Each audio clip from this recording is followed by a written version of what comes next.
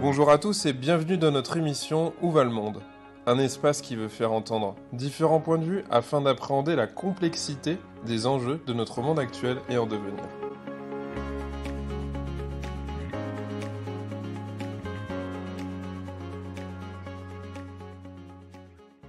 Alors Claude Roméo, bonjour. Aujourd'hui pour Où va le monde, on va faire une émission qui va se centrer sur la protection de l'enfance. On va parler des enjeux de l'avenir de la protection de l'enfance, qui est un dossier qui est un peu compliqué, qui revient sur le devant de la scène selon les effets médiatiques qu'on peut connaître.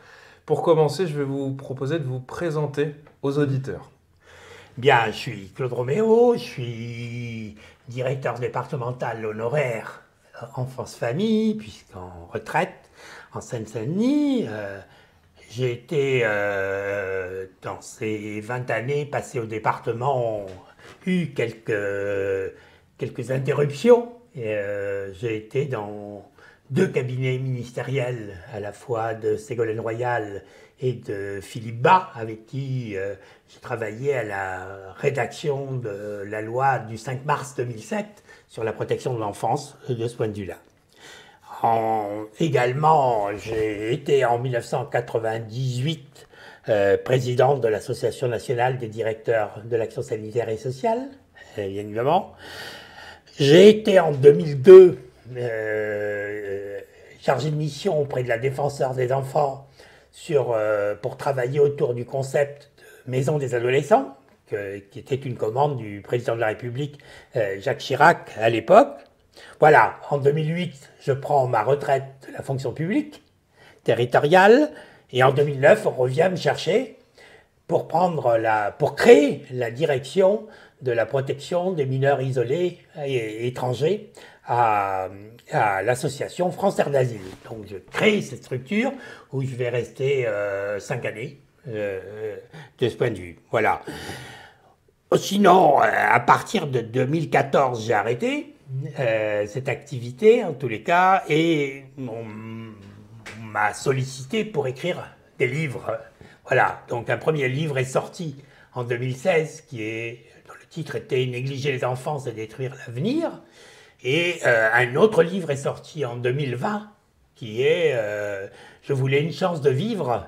Récit de mineurs isolés étrangers, qui est récit de 11 jeunes qui ont raconté un peu, non seulement leur parcours, comme on le fait souvent, mais qui ont raconté y compris leur enfance dans leur pays. C'est ça qu'on a voulu savoir de ce point de vue, et pourquoi ils sont partis, et comment ils sont arrivés en France, etc. etc. C'était effectivement important. Voilà. Et depuis 2022, je fais un billet d'humeur dans la revue Journal des départements, chaque mois, voilà. Et donc, je publie effectivement un certain nombre de choses, voilà.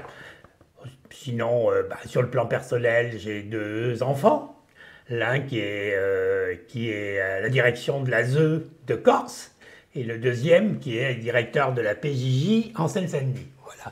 Vous savez tout sur moi, et secondairement, par 2 présidents de la République, à la fois Jacques Chirac et François Hollande, j'ai été promu au grade d'officier de la Légion d'honneur. Voilà. Eh bien, mes félicitations. On va commencer avec une première question sur le thème. Est-ce que, Claude Roméo, vous pouvez nous parler un petit peu de l'état des lieux de la protection de l'enfance en 2023 ? Vous brossez un peu votre regard, on peut dire beaucoup de choses, ça va être intéressant de savoir où vous portez votre regard. Moi, ce que je pense, c'est que la protection de l'enfance aujourd'hui est en grande souffrance, à mon sens, pour 6 raisons particulières. Allons-y. Tout d'abord, je pense que trop de lois tuent les lois. Chaque ministre qui arrive veut faire sa loi. Le problème, c'est que la conséquence, c'est que les professionnels sur le terrain n'ont pas la possibilité d'assimiler la loi précédente, que déjà, il y a une nouvelle loi qui arrive de ce point de vue-là. Il y a eu 2002, il y a eu 2007, 2016, 2022, et la secrétaire d'État à la protection de l'enfance à l'enfance envisage effectivement encore une loi de ce point de vue. Il faut arrêter. Donc je pense que la première chose à faire, c'est d'interdire de faire des lois. Voilà. Tant qu'on n'a pas fait le bilan de la loi précédente. Vous voulez faire une loi pour interdire les lois? Voilà, oui, une loi pour interdire une loi. Voilà. Et je pense que c'est important parce que c'est ça qui est la principale difficulté de la mise en place sur la protection de l'enfance. Alors, la deuxième question, c'est l'absence de politique de prévention, qui est un vrai problème. Aujourd'hui, la prévention n'existe pas pratiquement à la protection de l'enfance. Alors on dit la prévention, c'est les actions éducatives, les AMO. Oui, non, mais moi je parle de la prévention le plus en amont possible. De ce point de vue-là, qui me semble important. Alors, je donne comme exemple qu'en 2007, quand j'ai participé à la rédaction de la loi, nous avons mis l'accent sur la prévention. Aujourd'hui, 15 ans ou 16 ans après, 75% des mesures éducatives sont des mesures judiciaires. C'est-à-dire qu'on attend qu'il y ait un risque de danger ou un danger pour intervenir. C'est beaucoup trop tard de ce point de vue. C'est incroyable comme situation. Troisième élément qui me semble important, c'est effectivement le nombre important de postes vacants, 30 000 postes vacants en France des métiers du social et de la protection de l'enfance, qui est quand même un chiffre important. Alors, plusieurs raisons pour cela, mais on y reviendra sans doute. Je pense d'une part que l'image que donnent les médias de la protection de l'enfance avec des reportages à charge contre la protection de l'enfance est une des conséquences de ce risque que certains jeunes n'aient pas envie d'entrer dans une carrière sur la protection de l'enfance. La deuxième chose, c'est la formation professionnelle qui est complètement inadaptée. Aujourd'hui, elle est beaucoup trop universitaire par le décret de 2018, trop universitaire et pas assez de terrain, en tous les cas, qui pose un problème parce qu'on a des jeunes professionnels qui arrivent qui n'ont pratiquement, à part quelques stages, pas vu effectivement qu'est-ce que c'était que la politique de protection de l'enfance, qui me semble important.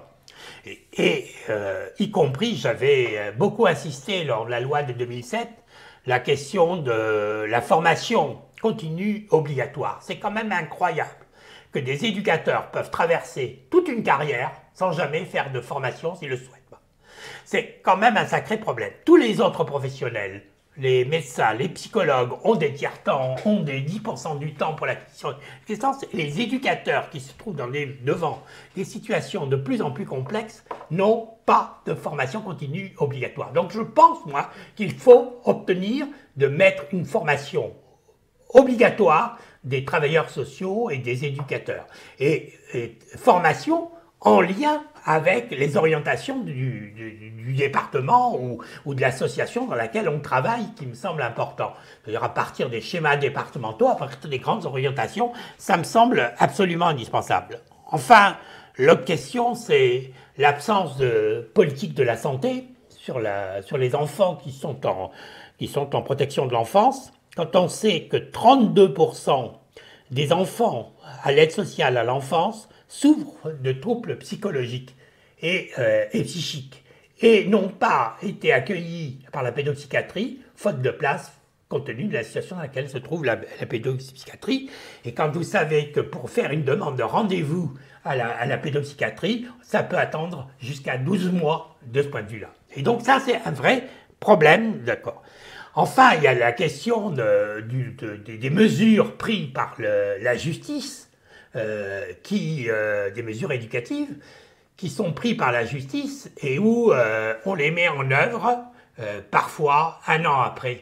On imagine ce que ça veut dire quand un gamin a besoin d'être pris en charge, qu'on attende pratiquement un an avant de commencer à mettre en place les mesures qui ont été décidées par la justice. C'est un vrai problème de ce point de vue-là. Et enfin, il y a la question du différentiel salarial qui est un problème important. Aujourd'hui, un travailleur social qui travaille dans le secteur associatif gagne 1477 € net. Ça veut dire qu'il est un peu au-dessus du SMIC. Aujourd'hui, les travailleurs sociaux sont à 15% au-dessus du SMIC. Il y a 20 ans, ils étaient à 30% au-dessus du SMIC. C'est-à-dire qu'on a réduit, effectivement. Donc le problème salarial est un problème qui n'est pas négligeable, surtout dans une situation de période d'inflation, de difficulté actuelle. C'est la raison pour laquelle moi je prône pas de salaire à moins de 2 000 € pour les éducateurs spécialisés, ou travailleurs sociaux, qui sont diplômés. Idem que ceux qu'on propose maintenant pour les enseignants. C'est le même travail, je trouve, de difficulté de ce point de vue, donc pas de salaire à moins de 2 000 €. Enfin, la question de la situation des mineurs non accompagnés, les mineurs isolés étrangers, ou qui sont accueillis à travers le soupçon, à travers l'idée du test de l'âge osseux, etc. C'est complètement dépassé et complètement mis en cause de ce point de vue. C'est quand même scandaleux parce qu'un certain nombre de jeunes sont déclarés majeurs, alors que quand ils font appel, auprès du tribunal d'appel, de la cour d'appel, 75% d'entre eux sont reconnus mineurs. Donc ça pose un vrai problème d'évaluation, sur l'évaluation de ce point de vue. Et enfin, dernière chose, c'est que je pense que l'État, depuis 1986-88, a été aux abonnés absents sur la protection de l'enfance. Il a considéré qu'il avait décentralisé la protection de l'enfance au département et que donc il n'avait plus rien à faire de ce point de vue. Moi, je trouve que c'est incroyable comme attitude de ce point de vue. L'État est garant de l'application des lois. Donc, de ce point de vue, l'État a un rôle important pour mettre en œuvre, effectivement, et on a vu un certain nombre de problèmes qui sont produits dans lesquels l'État n'est pas réagi de ce point de vue. Alors, je pense qu'on vient de mettre en place, avec la loi de février 2022, la commission départementale de protection de l'enfance coprésidée par le président du conseil départemental et du préfet. C'est une avancée insuffisante à mon avis. Il faut aller plus loin. C'est la raison pour laquelle, en ce qui me concerne, je pense, comme le souhaite la Cour des comptes, la question de l'interlocuteur de l'État, des services de l'État, il doit y avoir qu'un seul interlocuteur. Et cet interlocuteur, il doit être au niveau du corps préfectoral, c'est-à-dire qu'on ait un préfet délégué à la question de la protection de l'enfance, comme il y a un préfet délégué à la politique de la ville, à les chances d'égalité entre les hommes et les femmes. Pourquoi il n'y aurait pas un préfet délégué chargé de ces questions-là? Voilà. Les réponses sont assez complètes. Je vais me permettre de revenir sur des points, justement, oui, peut-être pour alimenter aussi l'oreille de l'auditeur, et puis on enchaînera après par la suite. C'est intéressant ce que vous avez parlé de décentralisation, qui serait peut-être un problème, mais je me dis que la décentralisation ne signifie pas normalement la déresponsabilisation. Absolument. Et pour reprendre ce que vous disiez, comme on en parlait un peu avant l'émission, la défenseur des droits a alerté sur la dégradation croissante de l'accès aux droits dans son rapport qui a été publié le 17 avril, et elle a constaté une hausse de 20% des réclamations liées à la protection de l'enfance entre 2021 et 2022.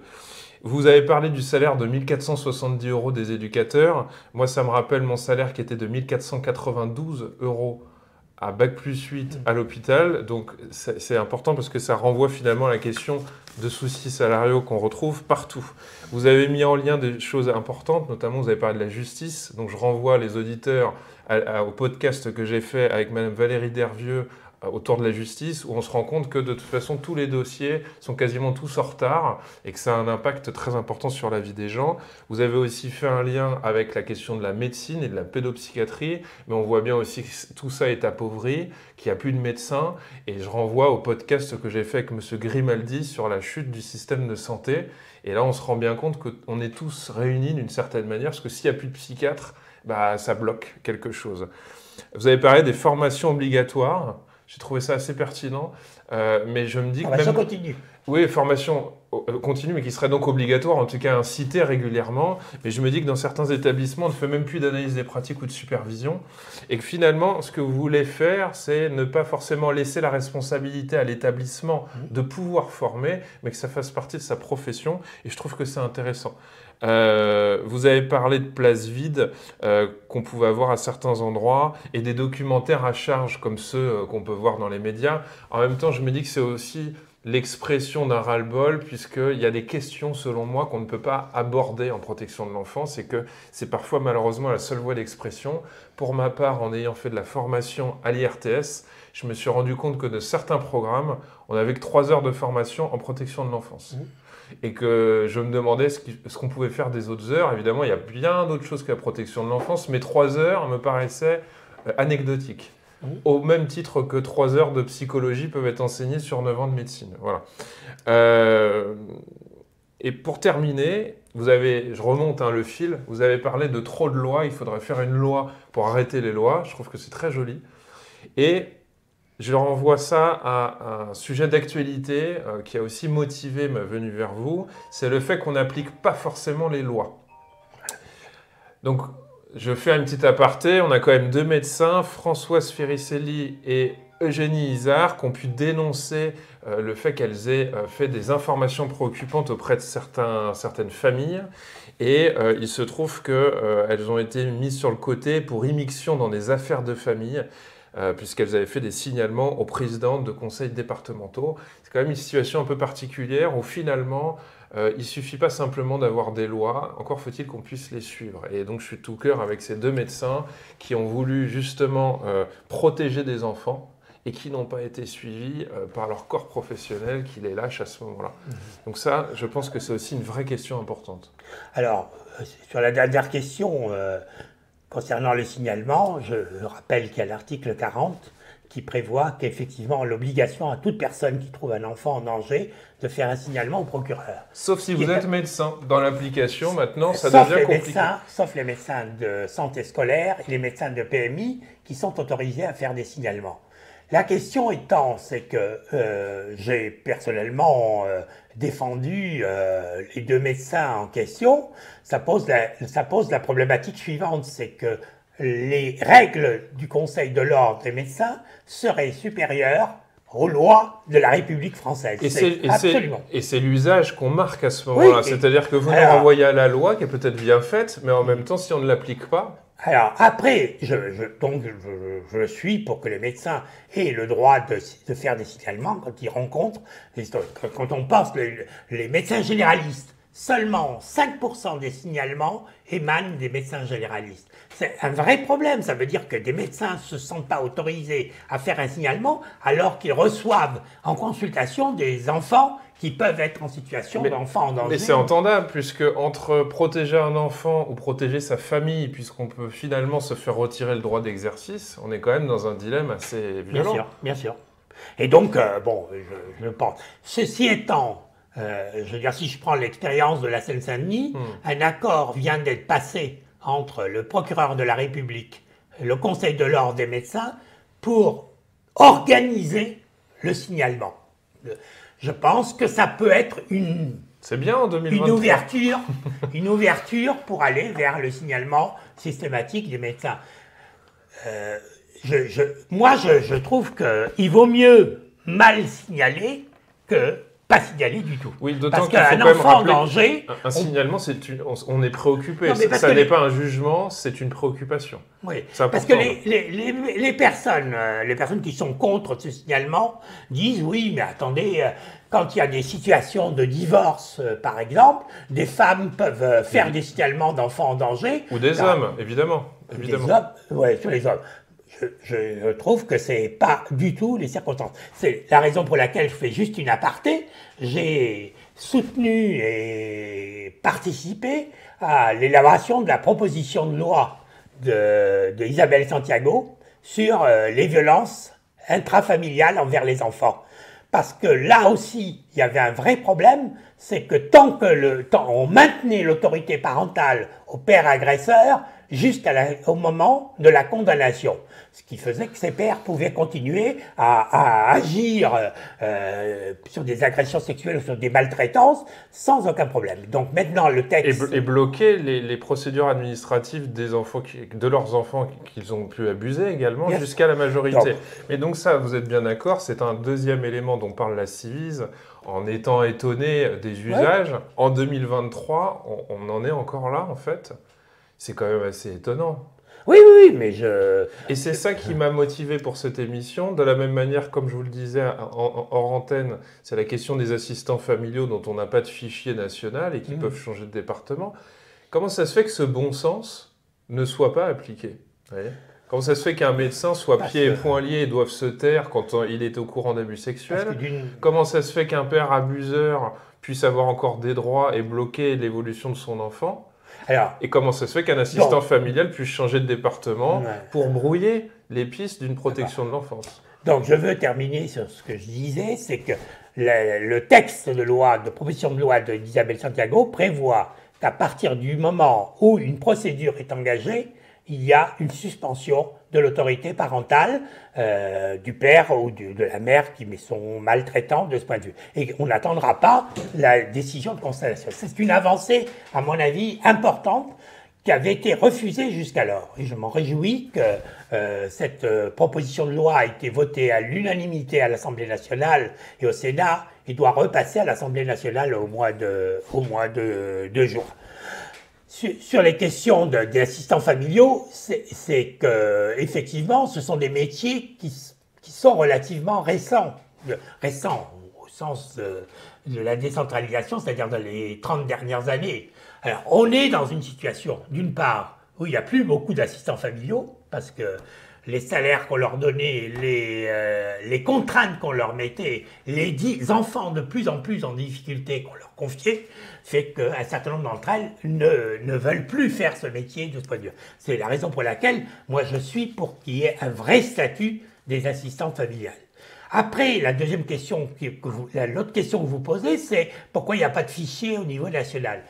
Ça s'explique par le fait que ce sont les départements qui gèrent les assistants familiaux. Mais j'entends, mais la décentralisation n'implique pas la disparition de l'État. Sauf que ce qui pose la question de la communication entre départements, vous le savez bien. L'État n'est pas organisé, ce que je vous disais tout à l'heure, pour effectivement mettre en place un certain nombre de contraintes qui permet effectivement pas à une assistante familiale qui a été licenciée pour faute grave et qui change de département puisse partir dans un autre département. Donc ça, là-dessus. Alors, la loi du 2 février, ouvre quand même la possibilité, effectivement, d'information entre les départements. Alors, maintenant, il faut aller plus loin avec ce fichier national, mais qui, je crois, est en train d'être réfléchi pour être mis en place. On n'en est pas encore là, mais il y a une réflexion là-dessus, je crois, au niveau du ministère. Bon, on le souhaite. En tous les cas, il y avait un accord de principe de la part d'Adrien Taquet, qui était secrétaire d'État à la protection de l'enfance. C'est quoi l'avenir de la protection de l'enfance? C'est quoi les axes à développer selon vous? J'aimerais bien un peu vous entendre là-dessus, parce que ça permettra d'être encore plus dans le concret. Les axes d'avenir, ils sont les suivants. C'est que, première chose, en lien avec ce que j'ai dit précédemment, il y a nécessité de mettre en place une politique de prévention le plus tôt possible. C'est la raison pour laquelle je considère que faire de la prévention, c'est une formation spécialisée et des travailleurs sociaux formés à la prévention. Ce qu'on fait actuellement, et ce que j'ai fait moi-même d'ailleurs quand j'étais directeur de l'enfance et de la famille, c'est effectivement de mettre un éducateur qu'on appelle indicateur de prévention dans les équipes des travailleurs sociaux. Le résultat, c'est comme ils sont débordés et face aux urgences, l'éducateur prévention devient tout de suite effectivement quelqu'un qui va transformer son activité en activité effectivement de suivi des enfants. C'est la raison pour laquelle ma proposition, que j'ai déjà faite à plusieurs reprises, est qu'il y ait des équipes d'éducateurs, de travailleurs sociaux sur la prévention qui soient autonomes des équipes chargées des suivis éducatifs. Et ces équipes de prévention doivent travailler avec le terrain, c'est-à-dire avec les communes, les services municipaux qui reçoivent des enfants, avec les associations locales, avec les associations sportives, avec l'éducation nationale, avec les établissements de santé. Ce sont des gens, ce sont des bénévoles qui rencontrent des enfants tous les jours. à travers des activités. Ils ont un moyen d'observation extraordinaire. Et bien, ces éducateurs de prévention vont travailler avec eux pour que le plus souvent possible et le plus en amont possible, quand il y a un enfant qui fait part de quelques difficultés, il puisse être pris en charge immédiatement. Qu'on n'attende pas que la situation empire, de ce point de vue, on essaye de faire ça. Je crois que c'est effectivement important. J'avais créé, moi, un service en Seine-Saint-Denis avec la sauvegarde en 2002, qui était au 2002 ou 2003, qui était effectivement l'accueil à 72 heures, qui existe maintenant, mais qui n'existait pas à l'époque, où je souhaitais que des enfants qui vont souvent voir l'assistante sociale scolaire ou l'infirmière scolaire pour dire voilà, j'ai quelques problèmes avec mes parents, j'ai envie de fuguer, etc. Ces enfants, on a tendance à faire un signalement au parquet ou un signalement à l'observatoire départemental de l'enfance, et on va mettre en place une espèce d'usine à gaz où on va se rendre compte très rapidement que l'accueil en protection de l'enfance n'était pas justifié de ce point de vue. Et donc, là, l'idée avait été, on accueille ce gamin sans rendez-vous, avec 3 triptyques, l'accueil, l'écoute et l'orientation. On essaye de faire de la médiation durant ces 72 heures avec la famille, avec l'enfant, en étant présent, y compris la nuit. Parce que c'est souvent le soir et la nuit que des enfants se confient de ce point de vue-là. Et au bout de 72 heures, on décide, soit il y a nécessité d'une prise en charge au titre de l'aide sociale à l'enfance, et dans ce cas-là, il y a une orientation. Soit on est arrivé à régler la crise, et dans ce cas-là, on va avoir des actions de prévention. Voilà, je veux dire, des actions simples qui sont à mettre en place et qui sont importantes. Vous avez d'autres éléments à nous proposer? Alors, sur la prévention, c'est effectivement important. Donc, je le disais, équipe de prévention autonome des équipes chargées du suivi éducatif. La deuxième question, deuxième axe qui me semble important, c'est effectivement la politique des postes vacants, donc des recrutements et de la formation. Je pense que il faut plus travailler en lien avec les lycées, avec les universités, avec les centres de formation, avec les missions locales, pour y parvenir, pour avoir un réseau très important de possibilités de recrutement de jeunes qui vont suivre une formation. La deuxième question qui me semble, c'est effectivement que je le disais, la formation initiale est aujourd'hui inadaptée aux problèmes complexes que rencontrent les familles. Demander à un travailleur social de trouver les droits auxquels ont droit les familles, ben vous allez avoir quelques difficultés à en avoir des éléments. Donc on est en train des choses simples de ce point de vue, on a des difficultés de ce point de vue. Donc une politique de recrutement. Et une politique de recrutement avec une formation adaptée, je le disais, et une formation continue obligatoire. Deuxième élément qui me semble important, une formation rémunérée. Il n'est pas pensable que des étudiants aient la possibilité d'avoir 3 ans de formation en payant leur formation ou en n'ayant pas de salaire de ce point de vue. Et donc je suis ce que j'avais mis en place en 1995 en Seine-Saint-Denis, la possibilité d'avoir des contrats où on verse une bourse à ces jeunes pendant les 3 années de formation, contre quoi on leur demande 5 années de servir après le diplôme d'éducateur spécialisé. C'est ça qui permettra, de ce point de vue, de recruter effectivement des gens. Donc ça me semble fondamental de travailler là-dessus. Il faut travailler, une fois qu'ils sont diplômés, également et en particulier dans les zones urbaines, sur l'aide à l'accès au logement. Je veux dire, les départements ont des organismes d'HLM, ils peuvent effectivement réserver un certain nombre de logements, comme vient de le faire l'assistance publique de Paris, au niveau des infirmières, peuvent réserver un certain nombre de logements pour que des jeunes puissent avoir. Si ces jeunes s'installent dans le département, ils ont 5 ans de 5 ans après leur diplôme, ben, je veux dire en règle générale, 90% vont rester de ce point de vue-là. Donc ça me semble effectivement important. Je le disais aussi tout à l'heure, pas de salaire à moins de 2000 €. Alors on va me dire que je suis démagogue, mais je trouve que on propose 2000 € à terme pour les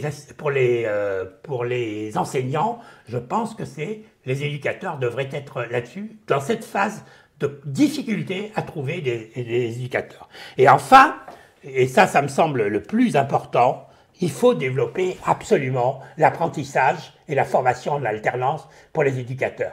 Moi, j'ai eu quelques expériences de jeunes qui font un apprentissage, qui ont 50% de formation, 50% de pratique sur le terrain.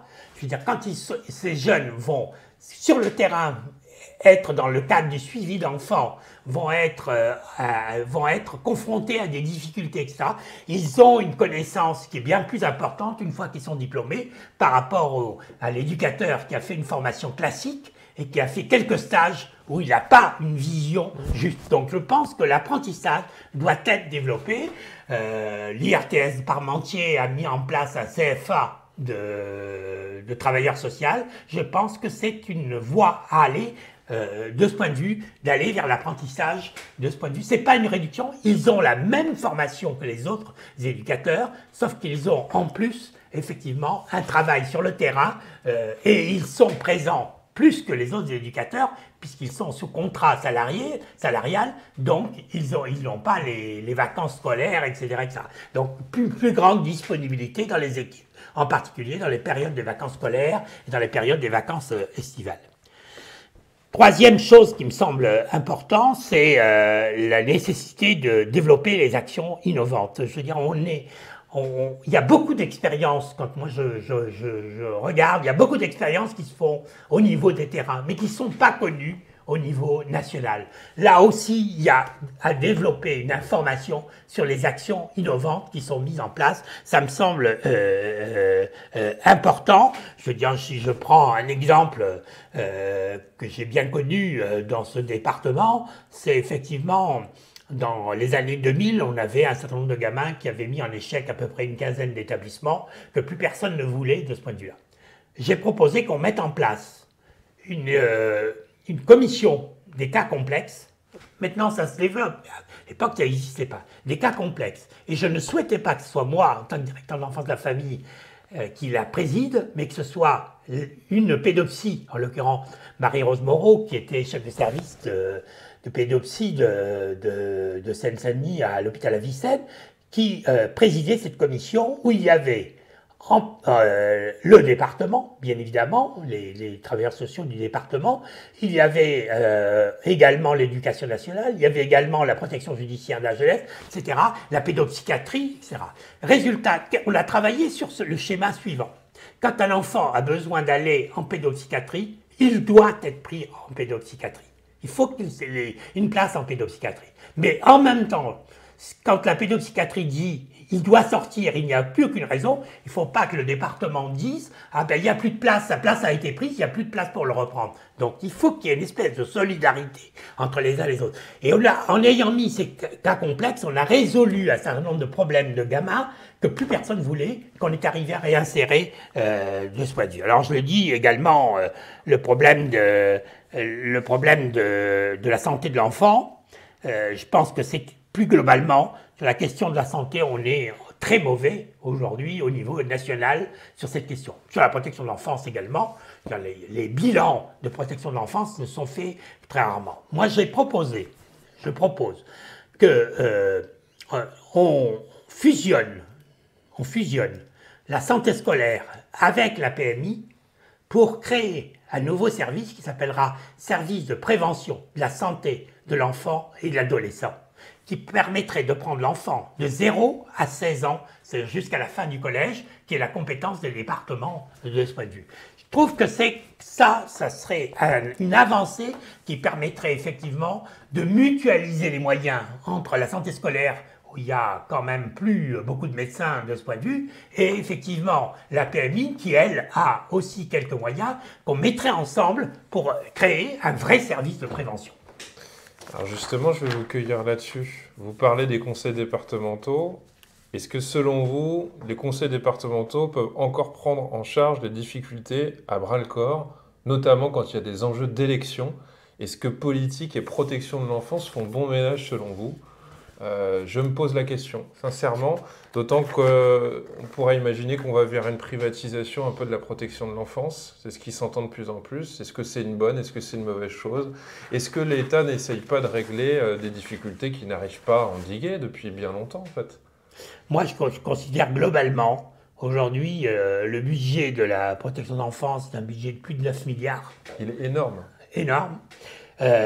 Donc il en faut pas les plus. conseils départementaux, contrairement à ce qu'on peut dire certains, ont fait la preuve de leur implication, globalement, de leur implication en faveur de la protection de l'enfance, qui reste un des budgets les plus importants des budgets départementaux.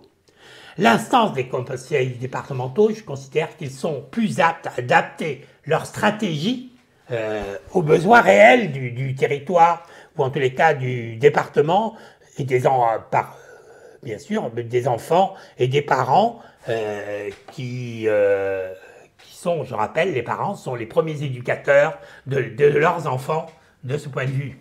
Voilà. La deuxième chose, c'est que le conseil départemental est soucieux de la pertinence également, d'adaptation de la complexité des conditions de vie et de recherche. Quand le département connaît sa population, connaît les difficultés qu'ils peuvent rencontrer, elle a une complexité, plutôt que ce soit au niveau national dans un bureau du ministère qu'on décide effectivement d'un certain nombre de choses. Et enfin, troisième chose, c'est que les moyens de l'ASE sont passés effectivement de 2,3 milliards en 1984 à plus de 9 milliards en 2022. C'est une somme importante. Elle s'est faite en plus, cette augmentation s'est faite avec une régression très importante du nombre de placements, de ce point de vue-là. Et idem pour la PMI, où on est passé, qui intervient en protection de l'enfance, puisque c'est elle qui fait des signalements souvent sur les consultations, etc., où on est passé de 1 milliard de francs, puisque c'était en 2 milliards de francs en 84, soit à 2,5 milliards, c'est-à-dire qu'on a fait plus que doubler le budget de PMI aujourd'hui, c'est-à-dire qu'on est passé de 144 millions d'euros à 393. Donc je ne vois pas d'obstacle à ce que les départements prennent en compte, et en tous les cas, dire que le fait qu'il y ait des enjeux politiques soit un frein pour les protections de l'enfance, je n'y crois pas du tout. Je pense que sans doute il y a des politiques ou des départements font plus pour la protection de l'enfance que d'autres, ça c'est clair, mais je ne pense pas que si c'était l'État, ce serait de meilleures situations. Je pense que les départements ont fait la preuve de leur efficacité de ce point de vue. Claude Roméo, on va sur la dernière question. Pour finaliser cette rencontre, selon vous, où va le monde? Je trouve que le monde, où va le monde? C'est une grande question. Il y a plusieurs questions. La question du dérèglement climatique, qui est effectivement une vraie question aujourd'hui, qui est de la folie de ce qui va nous arriver dans les années à venir pour nos enfants et nos petits-enfants. Nos petits-enfants en ce qui me concerne, bien évidemment, quand on parle qu'en 2050, atteindre 50 degrés à Paris, ce sera quelque chose qui pourra être réel.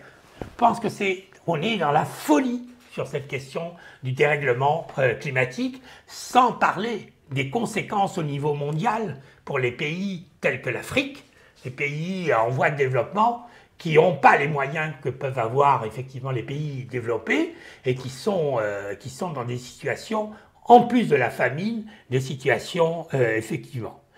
Troisième aspect donc dérèglement climatique. Deuxième aspect, c'est la menace sur la paix dans le monde, bien évidemment. Aujourd'hui, on a plein de conflits régionaux. On a des conflits plus importants maintenant en Europe avec l'invasion par la Russie de l'Ukraine. Je veux dire, on est dans une situation où c'est quand même, on prend des risques importants pour le monde qui va venir, où va le monde si on ne travaille pas sur un monde de paix et de désarmement. La question sera... Troisième aspect qui me semble où va le monde, c'est l'avenir des enfants dans le monde. Et je dis bien l'avenir des enfants dans le monde, et non pas en France ou dans les pays riches. Des enfants en général, dans le cadre de la Convention internationale des droits de l'enfant, auquel moi je suis très attaché, et qui sont souvent mis en cause dans de nombreux pays, avec le travail des enfants. Les enfants de 5 ans, dans certains pays, travaillent, avec la famine qui les menace dans certains pays, et parce que aujourd'hui il y a un problème complètement fou. 95% de la production mondiale bénéficie à 5% de la population mondiale. On marche sur la tête de ce point de vue-là. Donc il y a une vraie réflexion d'avoir. Et enfin, la question de l'accès à la scolarisation. Aujourd'hui, plus d'1 milliard d'enfants n'ont pas accès à l'école, qui est quand même une question inquiétante.